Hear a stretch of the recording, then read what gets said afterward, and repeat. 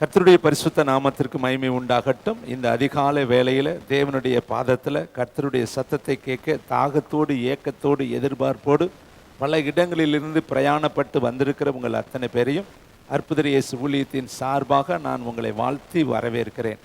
கர்த்தர் உங்களுக்கும் எனக்கும் நமக்கும் நம்முடைய ஊழியத்திற்கும் அவர் நல்லவராகவே இருக்கிறார். சங்கீதக்காரர் சொல்றாரு, கர்த்தர் நல்லவர் என்பதை ருசித்து பாருங்கள், அவர் மேல் நம்பிக்கையாக இருக்கிற மனுஷன் பாக்கியவான் என்று வேதம் சொல்லுது. அதனால நல்லவர் என்பதை நம்ம ருசிக்கிறோம். ஏன்னா எத்தனையோ பேர்கள் இந்த உலகத்தில் அனுதினமும் ஓட்டத்தை முடித்து கொண்டு இருக்கிறார்கள். இளம் பிராயத்திலே நிறைய பிள்ளைகளுடைய ஓட்டம் முடிகிறது.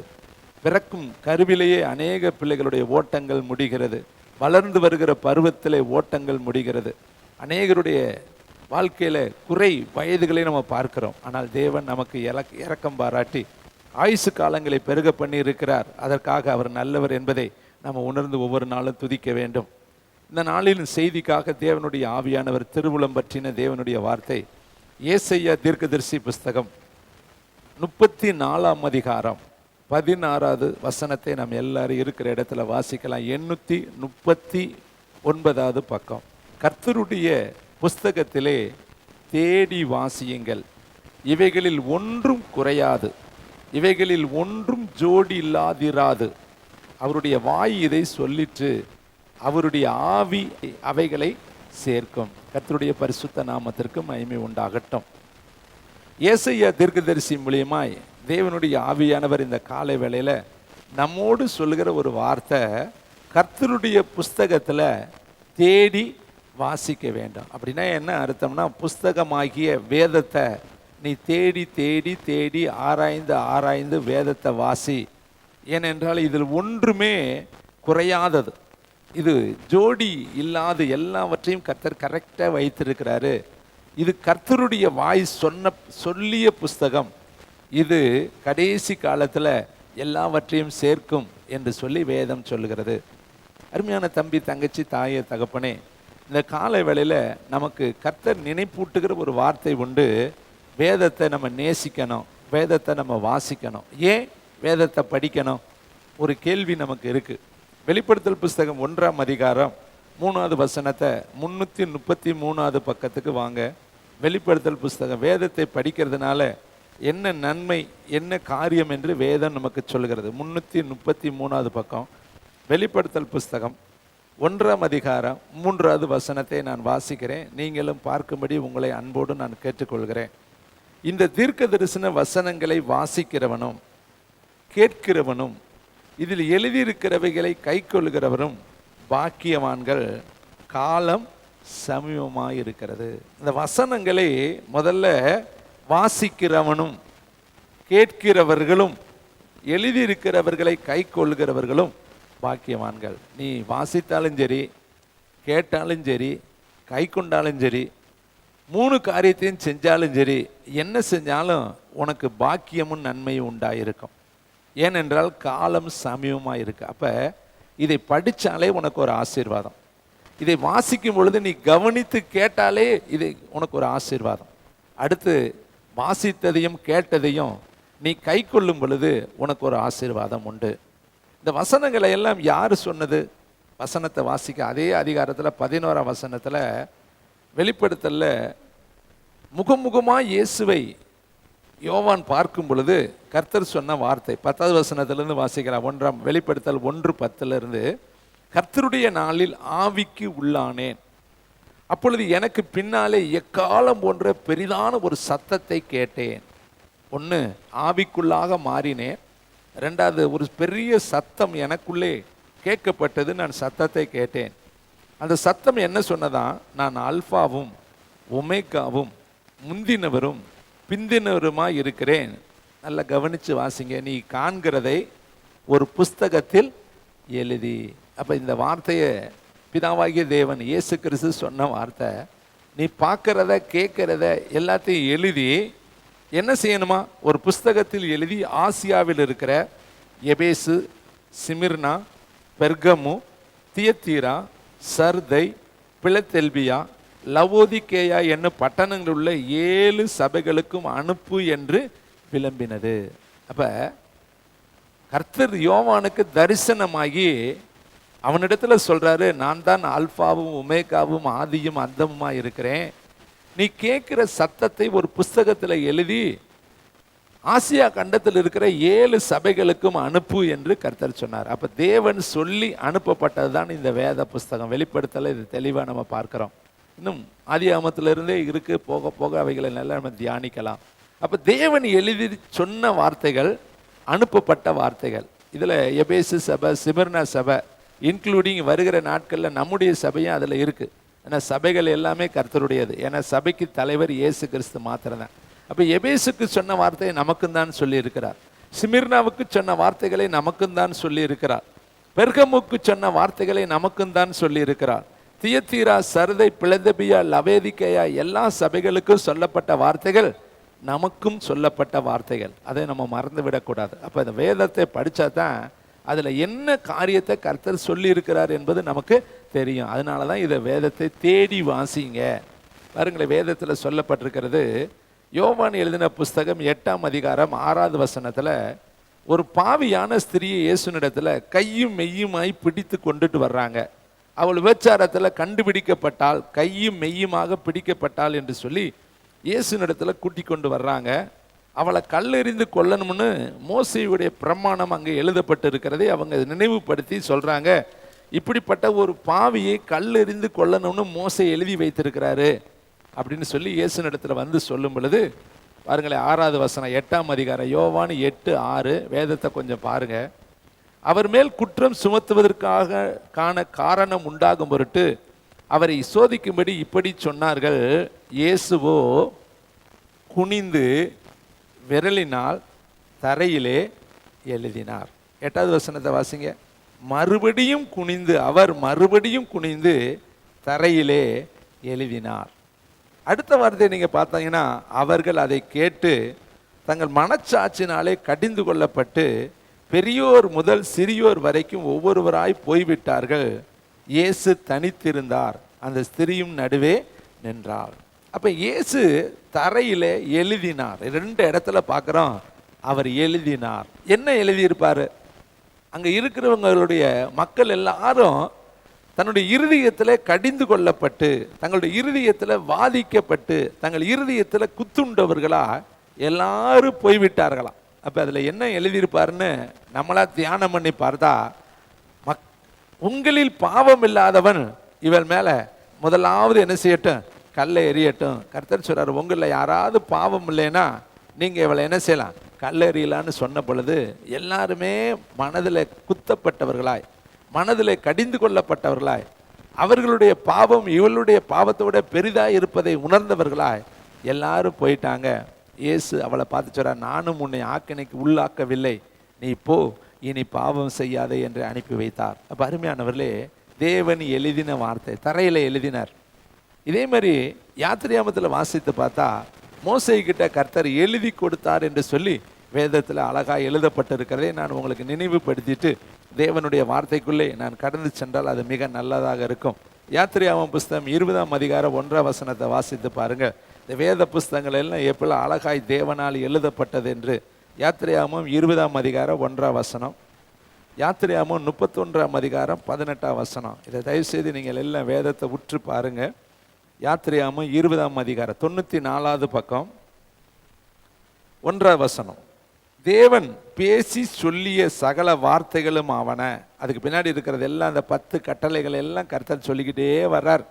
இப்படியே நீங்க பார்த்துக்கிட்டே வந்தீங்கன்னா 31ஆம் அதிகாரத்தில் வந்து 18ஆம் வசனத்தை வாட்சி பார்த்தீங்கன்னா அந்த வார்த்தைகள் எல்லாம் கர்த்தர் எப்படி செய்தார் என்று சொல்லி அப்படியே தொடர்ச்சி அதில் நிறைய இருக்கு. 31ஆம் அதிகாரம், தேங்க்யூ வண்டர்ஃபுல் த ஹோலி ஸ்பிரிட். 18ஆம் வசனம், சீனாய் மலையில் அவர் மோசேயுடனே பேசி முடித்த பின் தேவனுடைய விரலினால் எழுதப்பட்ட கற்பலகைகளாகிய சாட்சியின் 2 பலகைகளை அவனிடத்தில் கொடுத்தார். பேசினது வார்த்தைகள், எழுதின வார்த்தைகள், ரெண்டையுமே நம்ம கவனிக்கணும். அப்ப இந்த வார்த்தைகள் எல்லாமே வேதத்தில் இருக்கிறதெல்லாம் தேவன் நினைத்த காரியம், பேசின காரியம், உணர்த்தின காரியம், எழுதின காரியம், மனுஷனுக்கு கர்த்தர் கொடுத்திருக்கிற காரியம். இதெல்லாம் உங்களுக்காக எனக்காக எழுதப்பட்டிருக்கு. இதை வாசிக்கணும், இதை கேட்கணும், இதை கை கொள்ளணும். இதெல்லாம் நீங்கள் செஞ்சீங்கன்னா இந்த உலகத்தில் நீங்கள் புத்திமானாய் விளங்க முடியும். பாருங்கள், யோசுவா புஸ்தகத்தில் 1ஆம் அதிகாரத்தில் யோசுவாவுக்கு முதன்னு ஊழியத்தை கொடுக்கும் பொழுது கர்த்தர் சொன்ன ஒரே ஒரு காரியம். இன்னைக்கு எல்லாத்தையும் ஊழிய பாதைகள் இருக்க நமக்கும் இதை தான் அவர் சொல்கிறாரு. யோசுவா புஸ்தகம் 269வது பக்கம் பழைய ஏற்பாட்டில், யோசுவா 1ஆம் அதிகாரம் 8வது வசனம். இந்த நியாய பிரமாண புஸ்தகம் உன் வாயை விட்டு பிரியாது இருப்பதாக, இதில் எழுதியிருக்கிறவைகளின் படியெல்லாம் நீ செய்ய கவனமாக இருக்கும்படி இரவும் பகலும் அதை தியானித்து கொண்டிருப்பாயாக. அப்பொழுது நீ உன் வழிகளை வாக்கிய பண்ணுவாய், அப்பொழுது புத்திமானாய் நடந்து கொள்வாய். யோசுவாவுக்கு தேவன் சொல்கிற மிகப்பெரிய ஒரு ஆலோசனையான வார்த்தை இந்த புஸ்தகம். மோசேக்கு நான் எழுதி கொடுத்த நியாய பிரமாண புஸ்தகம், சீனாய் மலையில் நான் எழுதி கொடுத்த கற்பனைகள், இன்னும் அவனோடு 40 நாட்கள் அவனை சீனாய் மலையில் வைத்து அவனுக்கு நான் எழுதி கொடுத்த ஆதியாகமம், யாத்திரையாகமம், லேவியராகமம், எண்ணாகமம், உபாகமம்.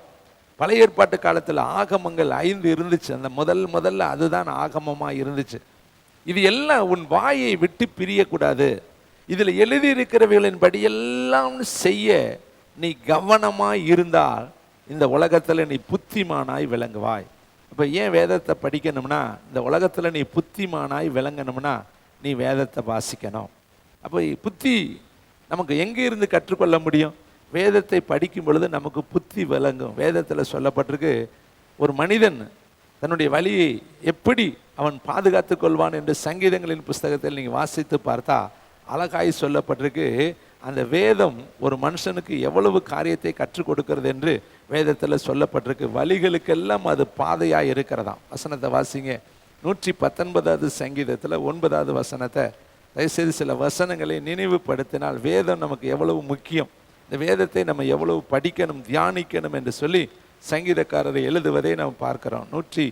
745வது பக்கம், 745வது பக்கம் சங்கீதங்களின் புஸ்தகம் 119 9வது வசனத்தை வாசிங்க. வாலிபன் தன் வழியை எதினால் சுத்தம் பண்ணுவான், உமது வசனத்தின்படி தன்னை காத்து கொள்கிறது நாளே தானே.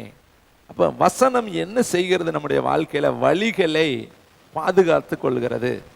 பாருங்க, இன்னும் அதே சங்கீதத்தில் வசனத்தில் எழுதப்பட்டிருக்கு 15வது வசனம் 18வது வசனத்தை வாசிங்க. அதே 119வது சங்கீதம் 18வது வசனம், உமது வேதத்தில் உள்ள அதிசயங்களை நான் பார்க்கும்படி என் கண்களை திறங்க. அப்போ வேதத்துக்குள்ள நிறைய அதிசயம் இருக்குது. எப்படி மன்னாவினால் எப்படி அவர்களை போஷித்தார், செங்கடல் எப்படி திறந்தது, யோர்தான் எப்படி வழிவிட்டது, எரிகோ மதில் எப்படி உடைந்தது, எப்படி நட்சத்திரங்கள் 3 சாஸ்திரிகளுக்கு வழிகாட்டினது, எப்படி கர்த்தர் குருடனை பார்க்க செய்தார், செவிடனை எப்படி கேட்க செய்தார், எப்படி 2 மீன்களையும் 5 அப்பங்களையும் அவர் அவ்வளவு மகிமையாய் பெருக பண்ணினார், எப்படி கானா ஊரில் தண்ணீரை ரசமாய் மாற்ற. இது எல்லாமே வேதத்தில் இருக்கிற அற்புதங்கள். இதெல்லாம் பார்க்கணும்னா நம்ம திறந்த மனதோடு வேதத்துக்கு முன்னாடி அமர்ந்து இந்த அற்புதம் எனக்கும் நடக்கட்டும்னு சொல்லி நம்ம ஜெபம் பண்ணி படித்தோம்னா இந்த அற்புதங்களை உனக்கும் அவர் செய்ய வல்லமையுள்ளவராக இருக்கிறார். அதனால தான் சங்கீதக்காரர் சொல்றார், வேதத்தில் உள்ள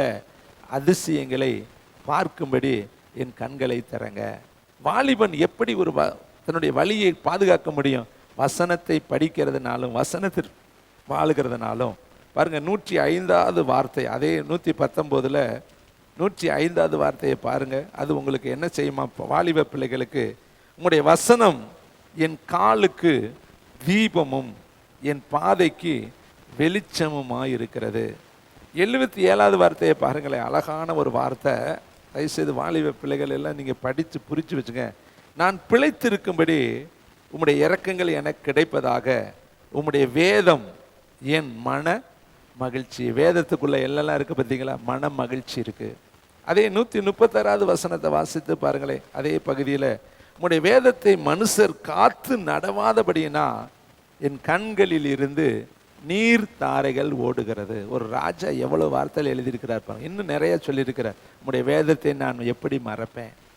இந்த வேதத்தை கர்த்தர் உனக்கும் எனக்கு எப்படி கொடுத்தார்? 1052வது பக்கத்தில் ஓசியா எழுதின தீர்க்க தரிசன புஸ்தகம் 4ஆம் அதிகாரம் 1052வது பக்கம். சில வசனங்களை படிப்போம். மனுஷர்களை பற்றி நம்ம பேசுவதை நிறுத்திட்டு வேதத்தை பற்றி நம்ம பேசுவோம். வேதம் நமக்கு கொடுக்கப்பட்டதனுடைய வரலாறு உங்களுக்கு தெரியணும். அதை நீங்கள் எவ்வளவு மேன்மை என்பது உங்களுக்கு தெரியணும். 1054 பக்கம் ஓசியா எழுதின தீர்க்க தரிசன புஸ்தகம். தேங்க்யூ வண்டர்ஃபுல் த ஹோலி ஸ்பிரிட். 8ஆம் அதிகாரம் 12ஆம் வசனத்தை வாசிக்கலாம் முதல்ல. ஓசியா 8:12. என் வேதத்தின் மகத்துவங்களை அவர்களுக்கு எழுதி கொடுத்தேன், அவைகளை அந்நிய காரியமாய் எண்ணினார்கள். இன்னைக்கு அநேக இடத்துல வீடுகளில் வேதம் அந்நியர்களை போல வெளியே இருக்கு. வேதத்தை படிக்கிறதுக்கு சங்கட்டப்படுறாங்க, கூச்சப்படுறாங்க, வெக்கப்படுறாங்க. வேதத்தை கையில் எடுத்துட்டு வர்றதுக்கு அவங்களுக்கு எப்படி இருக்குன்னா தன்மானம் குறைவாக இருக்கு. இதை போய் எடுத்துட்டு போகிறதா வேதக்காரர்கள் என்று சொல்வதற்கு அவர்களுக்கு சங்கட்டம் வருது. வேதத்தில் இருக்கிற வசனங்களை பேசுவதற்கு அவர்களுக்கு நான் வரமாட்டேங்குது. ஏன்னா வேதத்தில் பிரியமற்றவர்களாக இருக்கிறார்கள். சங்கீதக்காரர் 1:1-2 சொல்கிறாரு, கர்த்தருடைய வேதத்தில் இரவும் பகலும் தியானமாக இருக்கிற மனுஷன் பாக்கியவான், அவன் செய்வதெல்லாம் வாய்க்கும். இதனால தான் வேதத்தை தேடி படிங்க. அது உங்களை வாழ வைக்கும். வேதம் உங்களுக்கு கண்களுக்கு வெளிச்சத்தை காட்டும், உங்கள் இருதயத்துக்கு தைரியத்தை கொடுக்கும், உங்கள் காலுக்கு தீபமாக இருக்கும், உங்கள் பாதைக்கு அது வெளிச்சமாக இருக்கும். உங்கள் வாழ்க்கையில் தனிமையில் அந்த வேதம் உங்களோடு பேசும். பாருங்க, வேதத்தின் மகத்துவங்களை எழுதி நான் கொடுத்துருக்கிறேன். அதை அந்நியமாய் நீங்கள் நினைக்கிறீங்களே. இன்னைக்கு பார்த்தீங்கன்னா அநேக வீடுகளில் வேத புஸ்தகம் பார்வைக்கு கவர்ச்சி பொருளாய் வைத்திருக்கிறாங்க. முக்கியமான இடத்துல இருக்கும், அதை யாருமே தொடமாட்டாங்க. எதையோ பார்ப்பார்கள். நாளிதழ்களை படிப்பாங்க, அடுத்து கதை புஸ்தகங்களை படிப்பாங்க. ஒவ்வொரு டிகிரி வாங்கிறதுக்கு 10-20 புத்தகம் படிக்கிறாங்க. ஒவ்வொரு டிகிரி முடிக்கணும்னா அதுக்கு எத்தனை புஸ்தகம் இருக்குது அதை படிக்கிறாங்க. உலகத்தில் இருக்கிற எல்லாவற்றையும் படிக்கிறாங்க. ஆனால் மனிதனுக்கு தேவன் எழுதி கொடுத்த பரலோகத்துக்கு கூட்டிகிட்டு போகிற மகிமையின் புஸ்தகத்தை ஜனங்கள் படிக்க மறந்துட்டாங்க. அதனால தான் அவங்களுடைய வாழ்க்கையில் இருள் சூழ்ந்திருக்கு. ஆனால் நீங்களும் நானும் இதை படிக்காமல் இருந்தால் கண் குருடராய் போயிடுவோம் தேவனுடைய பிள்ளைகளே. நீங்கள் பாருங்கள், மகத்துவத்தை நான் எழுதி கொடுத்துருக்கிறேன். ஆனால் நீங்கள் அந்நியமாய் அதை நினைக்கிறீங்களே. இங்கே உட்காந்துருக்கிற நீங்கள்னு எத்தனையோ பேர்கள் வசனத்தை எவ்வளவு தாகத்தோடு படிக்கிறீங்கன்னு உங்களுக்கு தான் தெரியும், அல்லது கடமைக்கு படிக்கிறது உங்களுக்கு தான் தெரியும். ஏதோ ஊழியக்காரங்க கேட்பாங்களேன்னு படிக்கிறவங்க இருப்பாங்க, இன்னைக்கு படிக்கணுமேனு படிக்கிறவங்க இருப்பாங்க, ஆசையோடு படிக்கிறவங்க இருப்பாங்க. வேதம் சொல்லுது சத்தியத்தை மேய்ந்து கொள் என்று எழுதி இருக்குது. வேத புத்தகத்தை எடுத்து நாத்தானை உட்காந்து அத்திமரத்தின் கீழே படித்தாராம். யோவான் 1:50 எழுதியிருக்கு, இதிலும் பெரிதான காரியத்தை நீ காண்பாய். அவன் கேட்குறான், என்னை எப்படி அறிவீர்? உன்னை அத்திமரத்தின் கீழே நான் கண்டேன். அருமையான தம்பி தங்கச்சி, எஸ்ரா புஸ்தகத்தில் 7ஆம் அதிகாரத்தில் நீங்கள் வாசித்து பார்த்தா அவன் ஒரு வேத நிபுணனாக இருந்தான் என்று சொல்லி வேதம் சொல்லப்பட்டிருக்கு. எஸ்ரா எழுதின புஸ்தகம் 7ஆம் அதிகாரத்தில், தேங்க்யூ வண்டர்ஃபுல் த ஹோலி ஸ்பிரிட், வசனத்தை வாட்சி பார்க்கலாமா? அதெல்லாம் எடுத்தால் நேராகி கொண்டே போகும். இருந்தாலும் நான் உங்களுக்கு நினைவுபடுத்த விரும்புகிறேன். எஸ்ரா 7ஆம் அதிகாரம் 10வது வசனம், 597வது பக்கம். தேங்க்யூ வண்டர்ஃபுல் த ஹோலி ஸ்பிரிட். அந்த காலத்திலே இருந்த ஒரு மனுஷன், 597வது பக்கம், ரீபாலா ரபா ஷபாலா ரபா. வசனத்தை வாசிக்கலாமா? இஸ்ராயேல் புஸ்தகம் 7ஆம் அதிகாரம் 10வது வசனம். கர்த்தருடைய வேதத்தை ஆராயவும். 597வது பக்கம் வாசிங்க பார்க்கலாம். 7ஆம் அதிகாரம் 10வது வசனம். எஸ்ரா, கர்த்தருடைய வேதத்தை ஆராயவும் அதன்படி செய்யவும் இஸ்ரவேலின் கட்டளைகளையும் நீதி நியாயங்களையும் உபதேசிக்கவும் எஸ்ரா தன் இருதயத்தை பக்குவப்படுத்தி இருந்தான். எஸ்ரா தன் இருதயத்தை பக்குவப்படுத்தி இருந்தான். 3 காரியம் செய்யறதுக்கு. 1, வேதத்தை ஆராயறது. 2வது, அதன்படி செய்யறது. படிச்சுட்டு மட்டும் விட்டுறக்கூடாது. கேட்கிறவர்களும் கை கொள்கிறவர்களும். கற்பனைகளை கேட்டால் மட்டும் பத்தாது, அதன்படி செய்கிறவர்கள் தான் பாக்கியவான்கள். இப்போ இன்னைக்கு செய்தி கேட்டுட்டு காற்றுல விட்டுட்டு போயிடுறது, அது பாறையில் விழுந்த விதை, மண்ணில் விழுந்த விதை, முள்ளில் விழுந்த விதை. ஆனால் கேட்டதை செய்கிறவர்கள் நல்ல நிலத்தில் விழுந்த விதை. நம்ம கேட்குறதெல்லாம் ரொம்ப ஈஸியாக கேட்போம். எத்தனை கோடி பிரசங்கம் கேட்டிருக்கிறீங்க, ஆனால் எத்தனை பிரசங்கத்தை நம்ம செய்திருக்கிறோம்? எத்தனை வார்த்தைகளை தினந்தோறும் படிக்கிறோம், ஆனால் எத்தனை வார்த்தைக்கு நம்ம கீழ்ப்படிந்திருக்கிறோம் என்கிறது உங்கள் வாழ்க்கையில் ஒரு கேள்வி என்பதை நீங்கள் மறந்துடாதீங்க. கேட்குறது மட்டும் முக்கியம் கிடையாது, அதன்படி நம்ம செய்யணும். அப்பொழுதுதான் பாக்கியவான்கள் என்று சொல்லி வசனம் சொல்லுது. பாருங்கள், இவர் எஸ்ரா வேதத்தை ஆராய்ந்தாரு. அடுத்து அந்த வேதத்தின்படி செய்தாரு. அடுத்து அந்த வேத வசனங்களை, கட்டளைகளையும் நீதி நியாயங்களையும் மற்றவர்களுக்கு உபதேசம் பண்ணினார். அப்போ உபதேசிக்கிறதுக்கு முன்னாடி உபதேசிக்கிறவர்கள் முதல்ல வந்து கேட்கணும், செய்யணும். அப்பதான் மற்றவங்களுக்கு பேசணும். ஏன்னா வசனம் சொல்லுது, மற்றவங்களுக்கு பிரசங்கம் பண்ணுகிற நான் தானே ஆகாதவனாய் போகாதபடி என் சரீரத்தை ஒட்டிக்கி கீழ்ப்படுத்தினேன். அடுத்தது எஸ்ரா இருதயத்தை அதற்கென்னு பக்குவப்படுத்தி வைத்திருந்தான். எத்தனை பிரச்சனை வந்தாலும் வசனம் என் காலுக்கு தீபம், என் பாதைக்கு வெளிச்சம். வலது பக்கமும் இடது பக்கம் வசனத்தை விட்டு நான் விலக மாட்டேன். வசனமே என்னுடைய வாழ்க்கைக்கு நங்கூரம் என்று அந்த வசனத்தில் அவன் உறுதியாய் இருந்தான். அதனால தான் அவன் இருதயம் பக்குவமாக இருந்தது என்று வேதம் சொல்லுது. பாருங்கள், ஓசியா புஸ்தகம் 1052 பக்கத்தில் அங்கே இன்னொரு முக்கியமான ஒரு வசனத்தை நான் உங்களுக்கு சொல்லிட்டு போயிடுறது நல்லது. 1052 பக்கம், யோசியா 4ஆம் அதிகாரம் 6ஆம் வசனம். எல்லாருக்குமே இது தெரிஞ்சிருக்கணும். நீங்களும் உங்களுக்கு பிள்ளைகளுக்காக தான் கேட்டால் ஒரே வரியில் சொல்லுவேன், பிள்ளைகளுக்காக தாங்க சம்பாதிக்கிறோம், பிள்ளைகளுக்காக தாங்க ஓடுறோம், பிள்ளைகளுக்காக தாங்க இவ்வளோ கஷ்டப்படுறோம். நாங்கள் சாப்பிட்டாலும் சாப்பிடாட்டியும் பரவாயில்லை, என் பிள்ளை நல்லா இருக்கணுங்க. உங்களுக்கு பிள்ளைங்க மேலே அக்கறை இருந்தால் அந்த வசனத்துக்கு நீங்கள் கீழ்ப்படியன். வசனத்தை வாசிக்கலாமா? ஓசியா புஸ்தகம் 4ஆம் அதிகாரம் 6வது வசனம். என் ஜனங்கள் அறிவு இல்லாமையினால் சங்காரம் ஆகிறார்கள். நீ அறிவை வெறுத்தாய், ஆகையால் நீ என் ஆசாரியனாய் இராதபடி நானும் உன்னை வெறுத்து விடுவேன். அடுத்த வார்த்தையை ரொம்ப உன்னிப்பா பார்க்கணும். நீ உன் தேவனுடைய வேதத்தை மறந்தாய், ஆகையால் நானும் உன் பிள்ளைகளை, பார்த்தீங்களா எவ்வளோ பயங்கரமாக இருக்கணும். நீ வேதத்தை மறந்தேனா தேவன் உன்னுடைய பிள்ளைகளை மறந்து விடுவார். அப்போ பிள்ளைகளை கர்த்தர் நினைவுபடுத்தணும்னா, பிள்ளைகளை உள்ளங்கையில் வச்சிருக்கணும்னா, பிள்ளைகளுக்கு கர்த்தர் நிழலாக இருக்கணும்னா, பிள்ளைகள் வாழ வயதின் குமாரர்கள் பலவான் கையில் இருக்கிற அம்பா இருக்கணும்னா, நீ செய்ய வேண்டியது ஒன்றே ஒன்று, வேதத்தை வாசி, வேதத்தை நேசி, வேதத்தை படி, வேதத்தின்படி வாழு, வேதத்துக்கு உன்னை ஒப்புக்கொடு. வேதத்தின்படி உன்னுடைய குடும்பத்தை கட்டும் பொழுது கர்த்தர் உன் பிள்ளைகளை வாளாக்காமல் தலையாக்கி, கீழாக்காமல் மேலாக்கி, உயர்ந்த அடைக்கலத்தில் கர்த்தர் உன் பிள்ளைகளை வீற்றிருக்க பண்ணுவார். உன் பிள்ளைகள் எல்லாரும் கர்த்தரால் போதிக்கப்பட்டிருப்பார்கள். உன் பிள்ளைகளுடைய சமாதானம் பெரிதாக இருக்கும். பாருங்கள், கொர்நேலியு புறமதத்தான், புற இனத்தான். ஆனாலும் தன் வீட்டாரோடு உட்கார்ந்து அவன் வேதத்தை வாசித்து வேதத்தை கை கொண்டு ஜெபிக்கிற ஒரு மனிதனாக இருந்தான். அந்த வீட்டில் தான் மடை திறந்த வெள்ளம் போல பரிசுத்தாவியானவர் இறங்கினார். பாருங்க, வேறே இனத்தானா இருந்தாலும் அவன் ஜெபித்தான், அவன் வேதத்தை படித்தான், வேதத்துக்கு கீழ்ப்படிந்தான், குடும்பமாய் உட்கார்ந்திருந்தான், வேலையாட்களோடு உட்கார்ந்திருந்தான். அவனுடைய குடும்பத்தார் அத்தனை பேரையும் ஜெபத்தில் உட்கார்ந்து அவன் ஜெபிக்கிற பழக்கம் உள்ளவனாக இருந்தான். அப்போ அருமையானவர்களே, நாமும் கூட வேதத்தை அந்நியமாய் நினைக்கக்கூடாது. ஏதோ படிக்கணுமே, கேட்பாங்களே, தயவுசெய்து அடுத்தவங்களுக்காக படிக்காதீங்க. இந்த வேதம் உங்கள் பாவத்துக்கு உங்களை விளக்கும், அசுத்தங்களுக்கு உங்களை விளக்கும், இச்சைகளுக்கு உங்களை விளக்கும். கர்த்தருடைய வேதத்தில் இரவும் பகலும் நீங்கள் தியானமாக இருக்கும் பொழுது நீங்கள் பாக்கியவான்களாய் மாறுவீங்க. நீங்கள் செய்வதெல்லாம் வாய்க்கும் தேவனுடைய பிள்ளைகளை. நீங்கள் வேதத்தில் நிறைய காரியங்களை நான் சொல்லிக்கொண்டே போனால் நேரம் பொத்தாது.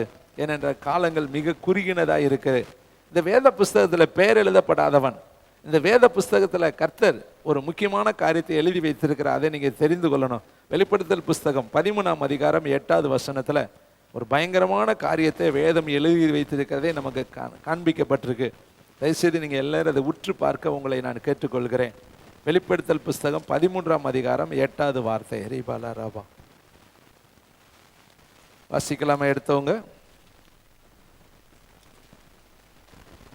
உலக தோற்றம் முதல், பக்க நம்பர் 345, உலக தோற்றம் முதல் அடிக்கப்பட்ட ஆட்டுக்குட்டியினுடைய ஜீவ புஸ்தகத்தில் பேர் எழுதப்பட்டிராத பூமியின் குடிகள் யாவரும் அதை வணங்குவார்கள். பேரு எழுதப்படாத யாவரும், ஜீவ புஸ்தகத்தில் பேர் எழுதப்படாத யாவரும் அந்த விக்கிரகத்தை வணங்குவார்கள் என்று சொல்லி வேதத்தில் எழுதப்பட்டிருக்கு. அப்ப அவர் ஒரு புஸ்தகத்தை எழுதி வச்சிருக்கிறார். இங்க நமக்கு எழுதி கொடுத்தது வேத புஸ்தகம், மேல ஒரு புஸ்தகம் இருக்கு, ஜீவ புஸ்தகம். அப்போ அந்த புஸ்தகத்தில் யார் பேர் எழுதப்படலையோ அவங்கெல்லாம் எங்கே போவாங்கன்னு வசனம் சொல்லுகிறது பாருங்களே. வெளிப்படுத்தல் புஸ்தகத்தில் அதே பகுதியில், தேங்க்யூ வண்டர்ஃபுல் த ஹோலி ஸ்பிரிட், 20ஆம் அதிகாரம் 15ஆம் வசனம். வெளிப்படுத்தல் 20:15. ஜீவ புஸ்தகத்தில் பேர் இல்லைன்னா நம்ம நிலைமை என்ன ஆகும் தெரியுமா? ஜீவ புஸ்தகத்தில் எழுதப்பட்டவனாக காணப்படாதவன் எவனோ அவன் அக்கினி கடலிலே சரிங்களா? ஏன் வேதத்தை படிக்கணும்?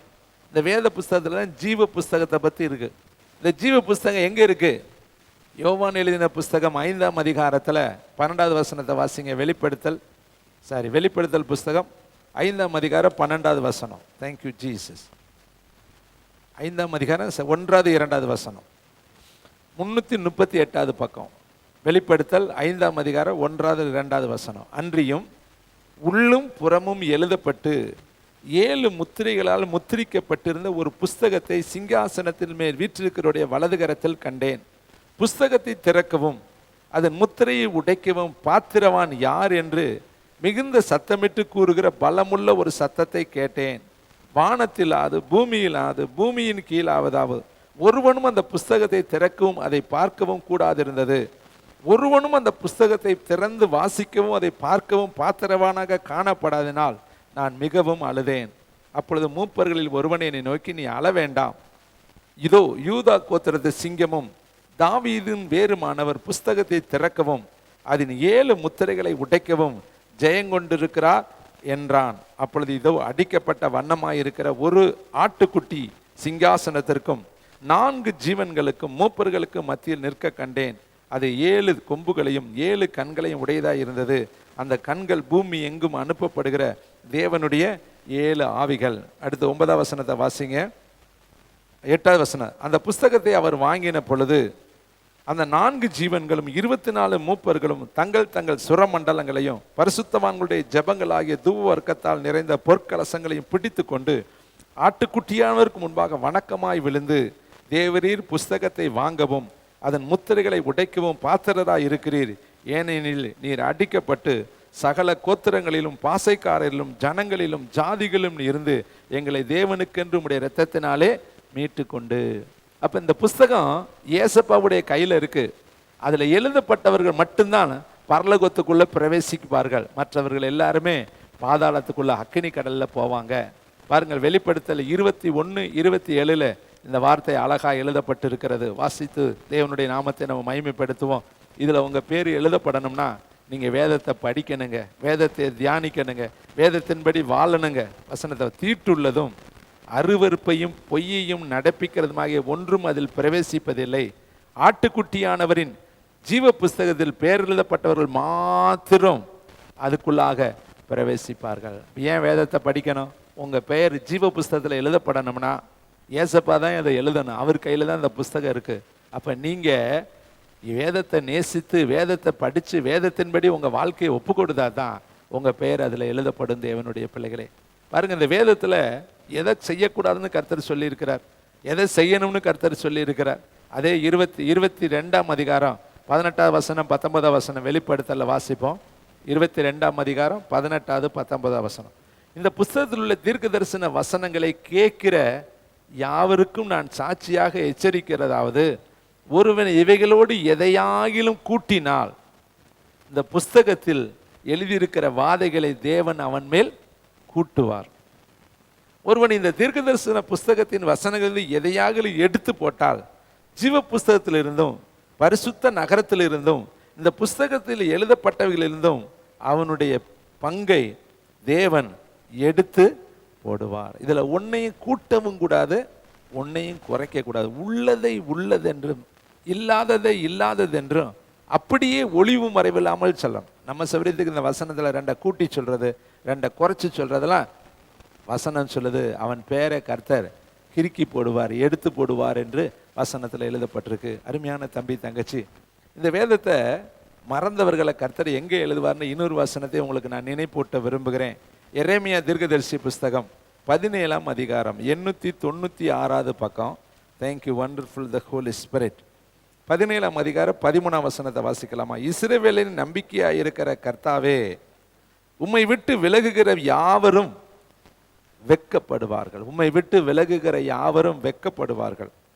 அவர்கள் ஜீவனுள்ள தண்ணீரின் ஊற்றாகிய கர்த்தரை விட்டு விலகி போகிறபடியினால் உம்மை விட்டு அகன்று போகிறவர்களின் பெயர் புழுதியில எழுதப்படும். பார்த்தீங்களா? கர்த்தருடைய வார்த்தையை விட்டு கர்த்தருடைய சமூகத்தை விட்டு நம்ம விலகி போனா நம்ம பேரை கர்த்தர் ஜீவ புஸ்தகத்தில் எழுத மாட்டாரு, புழுதியில தான் எழுதுவார். புழுதியில எழுதினார்னா அழிஞ்சு போயிடும். மழை வந்தாலும் காத்தடிச்சாலும் அல்லது மனுஷர்கள் நடந்தாலும் அந்த பெயர் இல்லாமல் போயிடும். இதை கேட்குற தம்பி தங்கச்சி, வேதத்தை தயவு செய்து நேசிங்க. பழைய ஏற்பாட்டு காலத்தில் ஒரு மனுஷன் வேதத்தை எப்படி நேசித்தார், வாசித்தார், தியானித்தார் என்பதை நான் சொல்லி கர்த்தருடைய வார்த்தையை நான் முடிக்க விரும்புகிறேன். தேவனுக்கு மகிமை உண்டாக இந்த காரியங்கள் எல்லாம் கர்த்தர் செய்து உங்களுடைய வாழ்க்கையில் அவர் மகிமை அடைவாராக. 2 ராஜாக்கள் புஸ்தகம் 22ஆம் அதிகாரத்தில் ஒரே ஒரு மனிதனே இருக்கிற அந்த சில நிமிட நேரத்தில் உங்களுக்கு காண்பிக்க விரும்புகிறேன். 2 ராஜாக்கள் எழுதின புஸ்தகம் 499வது பக்கம். தேங்க்யூ வண்டர்ஃபுல் த ஹோலி ஸ்பிரிட். பழைய காலத்தில் வாழ்ந்த மனுஷர் தான் ஒரு ராஜா, யோசியா ராஜா. ஆனால் வசனத்துக்கு அவர் கொடுத்த முக்கியத்துவம் ரொம்ப முக்கியம். அவர் இந்த வசனத்தை வாசிக்கும் பொழுது அவர் எப்படியெல்லாம் செய்தார் என்று 2 ராஜாக்கள் 22:8 வசனம். அப்பொழுது பிரதான ஆசாரியனாகிய இலக்கியா சம்பிரதாயனாகிய சாப்பானை நோக்கி, நான் கர்த்தருடைய ஆலயத்தில் நியாயபுரமான புஸ்தகத்தை கண்டுபிடித்தேன் என்று சொல்லி அந்த புஸ்தகத்தை சாப்பாத்தின் இடத்தில் கொடுத்தான். அவன் அதை வாசித்தான். அப்பொழுது அங்கே நடக்கிற சம்பவத்தை பூரா நீங்கள் அப்படியே தொடர்ந்து வாசிக்கிட்டே வந்து நிறைய இருக்குது. 13ஆம் வசனம். கண்டெடுக்கப்பட்ட இந்த புஸ்தகத்தின் வார்த்தைகளை நிமித்தம் நீங்கள் போய் எனக்காகவும் ஜனங்களுக்காகவும் யூதாம் அனைத்திற்காகவும் கர்த்தரிடத்தில் விசாரியுங்கள். நமக்காக எழுதியிருக்கிற எல்லாவற்றின்படியையும் செய்ய நம்முடைய பிதாக்கள் இந்த புஸ்தகத்தின் வார்த்தைகளுக்கு செவி கொடாத படியினால் நம்மேல் பற்றி எரிந்த கர்த்தருடைய உக்கிரகம் பெரிது. இந்த புஸ்தகத்தின் வார்த்தைகளின் படியெல்லாம் நம்ம செய்யாததுனால தேவனுடைய உக்கிரகம் நம்ம மத்தியில் பற்றி எரிந்தது என்று சொல்லி அவர் எழுதுகிறார்.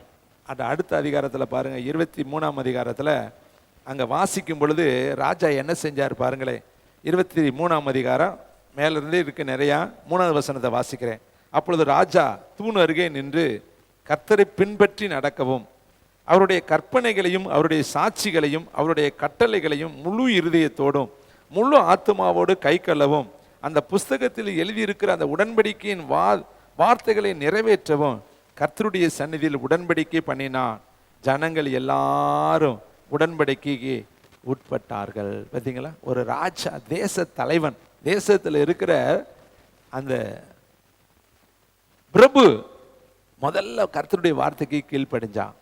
ஜனங்கள் எல்லாரும் கீழ்ப்படிஞ்சாங்க. நினிவே பட்டணத்தை பாருங்களே, தீர்க்க தரிசனம் வந்துருச்சு, அழிவுன்று 40 நாளில் கர்த்தரை அழிக்க போறான்னு தெரிஞ்ச உடனே ராஜா ரெட்டு உடுத்தினான், சபைகள் ரெட்டு உடுத்தினான். அங்க இருக்கிற எல்லா மக்களும் சிறியோர் முதல் பெரியோர் வரையும் எல்லாரும் ரெட்டு உடுத்தி கர்த்தரை தேடினார்கள்.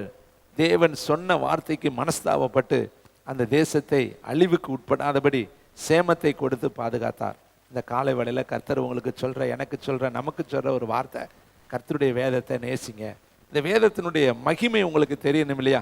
ஏன் இதை படிக்க சொன்ன? நிறைய பேர் நினைப்பீங்க, புரியலையே பிரதர். புரியாட்டி பரவாயில்ல, படிங்க, புரிய வைப்பார். ஏன்னா எழுதினவர் மனசுக்குள்ள கிரியை செய்வார்.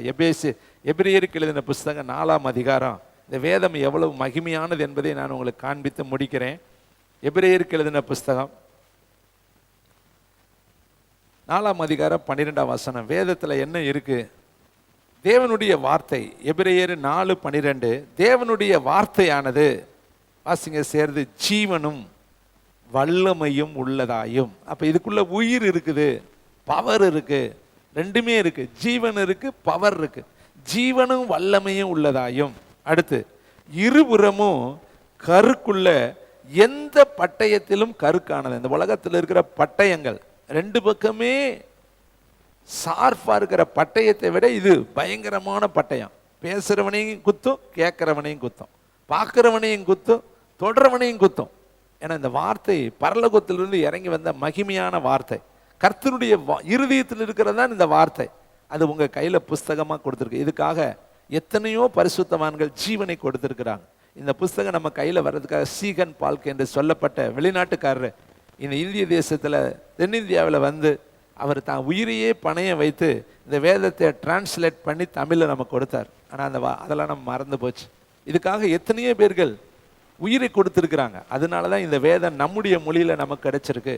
அருமையானவர்களே, நீங்க பாருங்க, அழகாய் வேதம் சொல்லுது, இந்த வார்த்தை வல்லமை உள்ளது, ஜீவன் உள்ளது, இருபுறமும் கருக்குள்ள பட்டயம், ஆத்மாவையும் ஆவியையும் கணுக்களையும் ஊனையும் பிரிக்கத்தக்கதாக உருவ குத்துகிறதாயும் இருதயத்தின் நினைவுகளையும் யோசனைகளையும் வகையறுக்கிறதாயும் இருக்கிறது. அவருடைய பார்வைக்கு மறைவான சிருஷ்டி ஒன்றுமில்லை, சகலமும் அவருடைய கண்களுக்கு முன்பாக நிர்வாணமாயும் வெளியரங்கமாயும் இருக்கிறது. அவருக்கே நாம் கணக்கு ஒப்புவிக்க வேண்டும். கணவனுக்கு மனைவி கணக்கு கொடுக்கணும்னு நினைக்காதீங்க. மனைவிக்கு கணவன் கணக்கு கொடுக்கணும்னு நினைக்காதீங்க. பெற்றோருக்கு பிள்ளைகள் கணக்கு கொடுக்கணும்னு இந்த கணக்கெல்லாம் நம்ம கணக்கு. ஆனால் நம்ம ஒரு நாளைக்கு போய் நம்ம வாழ்க்கையை குறித்து, நம்முடைய ஓட்டத்தை குறித்து தேவனிடத்தில் கணக்கு கொடுக்கணும். அந்த கணக்கை கட்டாயம் கேட்பார். ஒரு அநீதியுள்ள நியாயம் ஒரு மனுஷன் இருந்தானா, அவன் தன் ஆஸ்திகளை எல்லாம் அழித்து போடுகிறதாக எஜமானனுக்கு அறிவிக்கப்பட்ட பொழுது எஜமானன் சொல்றான், உன் கணக்கை என்னிடத்துல ஒப்புவி அப்படி சொன்னான். அவன் சொல்றான், கொத்துக்கிறதுக்கு எனக்கு பலன் இல்லை, பிச்சை கேட்கவும் நான் வெட்கப்படுகிறேன், கணக்கை என்கிட்ட கேட்குறாங்களே, நான் என்ன செய்யறது? புத்தியாய் அவன் செய்தானான். இன்னைக்கு உங்களுக்கு புத்தியாய் செய்ய நான் சொல்லி தருகிறேன் தேவனுடைய பிள்ளைகளே. நம்ம இந்த உலகத்தில் சம்பாதிக்கிறதுக்கு கணக்கு கொடுக்க நம்ம யோசிக்கிறோம். பெற்றோருக்கு கணக்கு கொடுக்கணுமே, மனைவிக்கு கணக்கு கொடுக்கணுமே, கணவனுக்கு கணக்கு கொடுக்கணுமே நம்ம நினைக்கிறோமே. இந்த கணக்கு கூட நம்ம கணக்குங்க. ஆனால் உங்களுக்கு ஜீவன் கொடுத்தவருக்கு நீ கணக்கு கொடுக்கணுமே, உனக்கு உயிர் கொடுத்தவருக்கு கணக்கு கொடுக்கணுமே, சுகம் கொடுத்தவருக்கு கணக்கு கொடுக்கணுமே, கண்ணை கொடுத்தவருக்கு, இருதயத்தை கொடுத்தவருக்கு, உனக்கு ரட்சிப்பை கொடுத்தவருக்கு, அபிஷேகத்தை கொடுத்தவருக்கு, உனக்கு பிள்ளைகளுக்கு கொடுத்தவருக்கு, உன்னுடைய ஆயுசு காலங்களை பெருக பண்ணினவருக்கு நீ ஒரு நாளைக்கு கணக்கு கொடுக்கணுமே. தாளந்து வாங்கினவங்களை கர்த்தர் ஒரு நாள் கேட்டாருங்க. வேலைக்கு கூப்பிட்டவங்கள ஒரு நாள் கர்த்தர் விசாரித்து பணம் கொடுக்க வந்தாருங்க. வசனம் சொல்கிறது, அவருடைய பலன் அவரோடு வருமா, அவருடைய பிரதிபலன் முன்னாடி வருமா? ரெண்டு இருக்குங்க. பலன் வேற, பிரதிபலன் வேற. ரெண்டையும் கொடுக்க அவர் வரப்போகிறார். அப்ப ஒரு நாளைக்கு நம்மளை எல்லாரையும் விசாரிப்பார். ஏன்னா அவருடைய நியாய தீர்ப்புல நீங்களும் நானும் நிக்கணும். அப்ப முதல்ல கேட்பாரு, என் வேதத்தை நீ கனம் பண்ணினாயா, என் வேதத்தை நீ வாசித்தாயா, என் வேதத்துக்கு நீ கீழ்ப்படிந்தாயா? நியாய தீர்ப்பு இந்த வசனத்தின்படி தான் இருக்கு. அதனாலதான் இந்த வசனம் முக்கியம்னு சொல்லி இந்த காலை வேளையில தேவனுடைய ஆவியானவர் உங்களுக்கு அழுத்தம் கொடுக்குறார். இன்னைக்கு அநேகர் வேதத்தை கடைமுறைக்கு படிக்கிறோம். எதை சொல்றதை கேட்டுட்டு போலாங்க. இயேசுவை தாங்க ஏற்றுக்கொண்டோம்னு நினைக்கிறேன். ஏற்றுக்கொள்வது வேற, அவரை பற்றி கொள்வது வேற. மார்த்தாள் ஏற்றுக்கொண்டால், பற்றி கொள்ளல. மரியா ஏற்றுக்கொண்டால், பற்றி கொண்டாள். கர்த்தருடைய வார்த்தை சொல்கிறது, என்னை விட்டு எடுபடாத நல்ல பங்கை அவள் தெரிந்து கொண்டாள். சீமோன் வீட்டுக்குள்ளே சீமோன் இயேசுவை ஏற்றுக்கொண்டான், ஆனால் பற்றி கொள்ளல. ஆனால் பாவியான ஸ்திரீ அவருடைய பாதத்தை முத்தமிட்டு கூந்தலையால் துடைத்து அவரை பற்றி கொண்டாள்.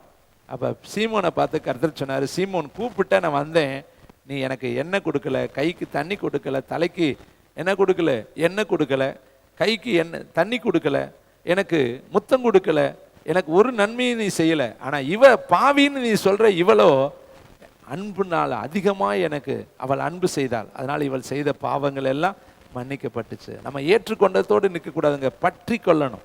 அவருடைய வார்த்தை மேல நம்ம பற்றுதலாக இருக்கணும். அந்த வார்த்தை மேல நம்ம ஜீவனை வைக்கணும்.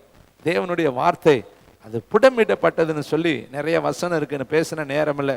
சங்கீதம் 12:6, சங்கீதம் 18:30, சங்கீதம் 119, 140, நீதிமொழிகள் 30:5, 2 சாமுவேல் 22:31 தேவனுடைய வார்த்தை மண் குகையில் 7 தரம் புடமிடப்பட்ட சுத்த வெள்ளிக்கு ஒப்பான சுத்த வார்த்தையா இருக்குன்னு இத்தனை இடத்துலையும் அந்த வார்த்தை எழுதப்பட்டிருக்கு. அப்ப இப்படிப்பட்ட மகிமையான வார்த்தையை கர்த்தர் உன் கையில என் கையில கொடுத்திருக்கிறார். இது எதற்கு கொடுத்திருக்கிறார்? தேடி நீ வாசிக்கணும். இன்றைக்கு ஒரு தீர்மானம் எடுங்க, இரவும் பகலும் கர்த்தருடைய வேதத்துல நீங்க தியானமா இருங்க. யாருக்காவது ஒரு மனுஷனுக்கு பயந்து படிக்காதீங்க, தேவனுக்கு பயந்து கர்த்தருடைய வேதத்தை நீங்க வாசிங்க. நாத்தானை பார்த்து கர்த்தர் சொல்றாரு, இதிலும் நீ பெரிதான காரியத்தை காண்பா. ஏனென்றா என் வேதத்துல நீ பிரியமா படிச்சியே, அதனால உனக்கு பெரிய காரியத்தை செய்வேன் என்று கர்த்தர் சொன்னார். எல்லாரும் எழும்பி நின்று